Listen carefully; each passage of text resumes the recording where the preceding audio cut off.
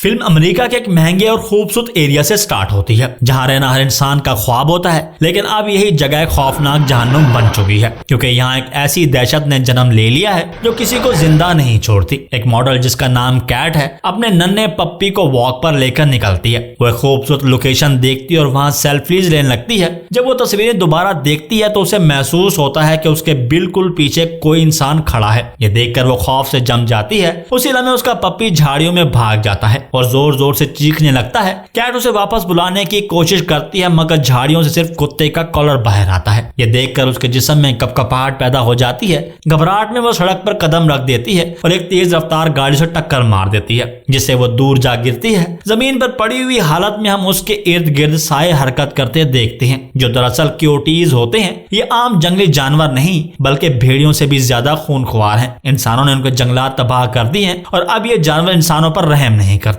Scott, उसकी बीवी लियो और उनकी बेटी क्लोई जिसे अपने कुत्ते चार्ली से बेहद मोहब्बत है। स्कॉट ने पेस्ट कंट्रोल को बुलाया होता है क्योंकि कई दिनों से घर में चूहे परेशान कर रहे होते हैं। पेस्ट कंट्रोल वाला सख्त लहजे में कहता है कि चूहे दरअसल कुत्ते के खाने की वजह से आते हैं, इसलिए असल हाल कुत्ते को घर से बाहर निकालना है। ये सुनकर क्लोई गुस्से में आ जाती है। उसी दौरान टीवी पर न्यूज आती है कि आज रात एक शदीद तूफान आने वाला है और लोगों को घरों में रहने का मशवरा दिया जाता है। लियो स्कॉट से कहती है कि बाहर दरख्त बांध दे क्योंकि वो गिर सकते हैं, मगर स्कॉट बात को मजाक समझकर इग्नोर कर देता है। रात को वो मूवी देखने का प्लान बनाते हैं। उसी तरह जोली नामी लड़की आ जाती है जो गलत एड्रेस पर आ गई होती है। लियो उसे सही पता बताकर वापस भेज देती है। सब फिल्म देखना शुरू करते हैं मगर फिल्म थोड़ी डरावनी होती है इसलिए सब सोने चले जाते हैं। उसी रात क्लोई का कुत्ता चार्ली मुसलसल खिड़की के बाहर देखकर भौंकता रहता है। क्लोई को लगता है कि बाहर कोई जख्मी जानवर है। वो अपने पेरेंट्स को बताती है। स्कॉट बाहर जाता है और एक क्योटी को सीधा अपनी आंखों में घूरते हुए देखता है मगर पलक झपकाते ही वो गायब हो जाता है। उसी वक्त बिजली चली जाती है क्योंकि एक दरख्त गिरकर पूरे इलाके की इलेक्ट्रिसिटी को काट देता है। अगली सुबह लियो को बाहर खून लगा कॉलर मिलता है जो पड़ोसी की बिल्ली का होता है। वो पड़ोसी के पास जाती है लेकिन झाड़ियों में बिल्ली के जिस्म के टुकड़े भी मिलते हैं। अब सबको यकीन हो जाता है कि क्योटीज का काम है। स्कॉट अपने दोस्त टोनी को बुलाता है ताकि गिरा हुआ दरख्त काटा जा सके। टोनी कटर लाता है मगर वो बहुत छोटा होता है। टोनी की बीवी शैला पहले उसे खबरदार कर चुकी होती है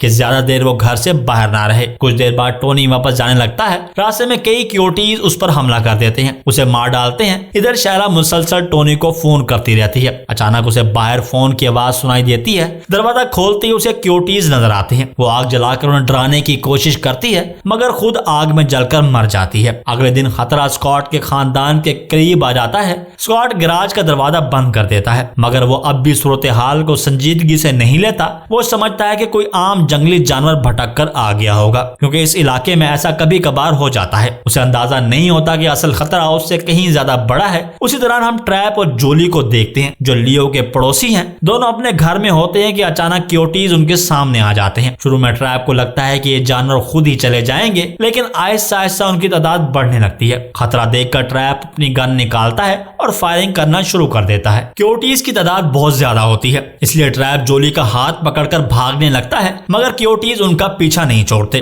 मजबूरन ट्रैप अंधाधुंध फायरिंग शुरू कर देता है। गोलियों की आवाज से जोली बुरी तरह खौफजदा हो जाती है और वो घबराकर भागते हुए बाथरूम में छुप जाती है और दरवाजा बंद कर लेती है। उसी वक्त स्कॉट के घर में सब एक गेम खेल रहे होते हैं जिसमें अंदाजा लगाना होता है कि सामने वाला क्या एक्ट कर रहा है। अचानक ट्रैप के घर से जोरदार आवाजें आती हैं। स्कॉट समझता है कि शायद फायरवर्क्स हो मगर लियो का दिल बेचैन हो जाता है। वो फौरन पुलिस को कॉल करती है लेकिन तमाम लाइन बिजी होती हैं। तब उसे एहसास होता है कि शायद पूरे इलाके में कोई बड़ा मसला चल रहा है। उसी दौरान क्लोई अचानक घर से बाहर भाग जाती है। स्कॉट उसके पीछे दौड़ता है और रास्ते में विकी और टेस से टकरा जाता है। क्लोई बिल्कुल नहीं घबराती और वो अपने कुत्ते चार्ली को उठाती और सीधा ट्रैप के घर की तरफ जाती है। जब स्कॉट घर के अंदर दाखिल होता है तो सीन देखकर कांप ही जाता है। हर तरफ तबाही फैली होती है। वो ट्रैप को देखता है जो अभी जिंदा होता है मगर आखिरी सांसें ले रहा होता है और स्कॉट की आंखों के सामने ही मर जाता है। उसी वक्त बाथरूम से गोली चलने की आवाज आती है। स्कॉट दरवाजा के पास जाकर कहता है कि वो मदद के लिए आया है। तब जोली दरवाजा खोलती है। वो झूठ बोलती है कि वो ट्रैप के साथ लड़ रही थी मगर ट्रैप ने उसे कहा कि वो जान बचाकर भाग जाए इसलिए वो यहाँ छुप गई। स्कॉट उसकी बहादुरी की तारीफ करता है जो जोली सुनना चाहती थी। स्कॉट उसे कहता है कि यहाँ रुकना महफूज नहीं, उसे अपने घर ले जाने का कहता है। हालांकि उसके लिए उन्हें क्योटीज से भरे इलाके से गुजरना होगा। होगा। स्कॉट जोली को नीचे ले जाता है। बाहर चंद सिक्योरिटीज अब भी मौजूद होते हैं, मगर जोली गन उठाकर उन्हें मार देती है। चलकर जाना खतरनाक होता है, इसलिए वो गाड़ी में बैठ जाते हैं। घर पहुंचकर लियो और क्लोई बुरी तरह खौफजदा होती हैं। क्लोई रोते हुए कहती है कि ये सब उसकी वजह से हुआ, क्योंकि उसने एक दिन एक सिक्योरिटी को खाना दिया था, फिर वो मजीद सिक्योरिटीज को लेकर यहाँ आया और जब उन्हें भूख लगी तो उन्होंने इंसानों पर हमला शुरू कर दिया। उसे शदीद गिल्ट महसूस होता है। लियो उसे तसल्ली देती है और समझाती है कि उसने सिर्फ मदद करने की कोशिश की थी, ये उसकी गलती नहीं है। इधर स्कॉट अब भी गाड़ी में फंसा होता है, क्योंकि जोली फजूल बातों से उसका ध्यान बटाती रहती है। वो कहती है कि ये सब हुकूमत की वजह से हो रहा है, उन्होंने हवा में कोई केमिकल छोड़ा है जिसने सिक्योरिटीज को पागल और खतरनाक बना दिया है, बिल्कुल किसी फिल्म की तरह। जोली की बातों में आकर स्कॉट भी भूल जाता है कि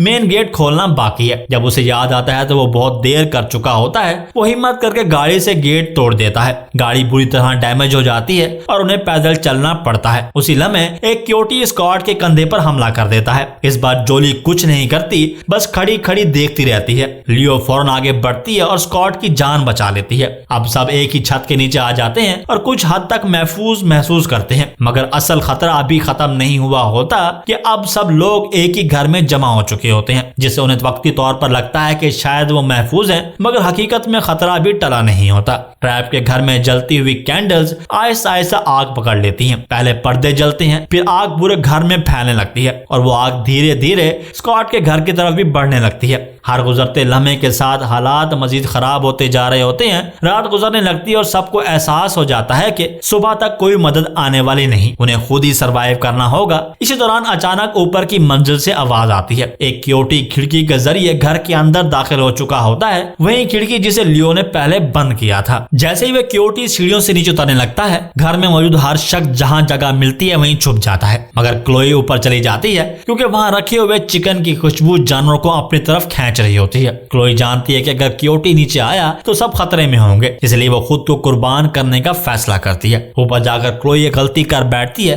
वो एक खिलौने पर पांव रख देती है जिससे आवाज पैदा होती है। आवाज से सिक्योरिटी की नजर फौरन क्लोई की तरफ जाती है। नीचे से स्कॉट और लियो ये सीन देख लेते हैं और दोनों पर खौफ तारी हो जाता है। लियो फौरन एक्शन लेती है, वो एक कंबल उठाकर सिक्योरिटी पर फेंक देती है ताकि उसे नजर आना बंद हो जाए और फिर लोहे की रॉड से मुसलसल वार करना शुरू कर देती है। आखिरकार वो सिक्योरिटी वहीं मारा जाता है। ये लम्हा लियो की हिम्मत और माँ की ताकत को जाहिर करता है। स्कॉट फौरन ऊपर दौड़ता है और क्लोई को देखकर सदमे से बेहोश हो जाता है। कुछ देर बाद जब उसे होश आता है तो लियो उसे बताती है कि क्लोई जिंदा है, मगर उसकी हालत नाजुक है। अगर उसे फौरन अस्पताल न ले जाया गया तो वो बच नहीं पाएगी। लियो कहती है कि उन्हें अब इंतजार नहीं करना चाहिए। उसका प्लान ये होता है कि घर में मौजूद सामान से एक मजबूत केज बनाया जाए ताकि वो सिक्योरिटी से महफूज रहते हुए क्लोई को हॉस्पिटल ले जा सके, क्योंकि सुबह से पहले कोई मदद नहीं आएगी। स्कॉट फौरन मान जाता है और केज बनाने में लग जाता है। कुछ वक्त बाद स्कॉट को दीवारों के अंदर से एक अजीब आवाज सुनाई देती है। शुरू में उसे लगता है कि शायद चूहे हों,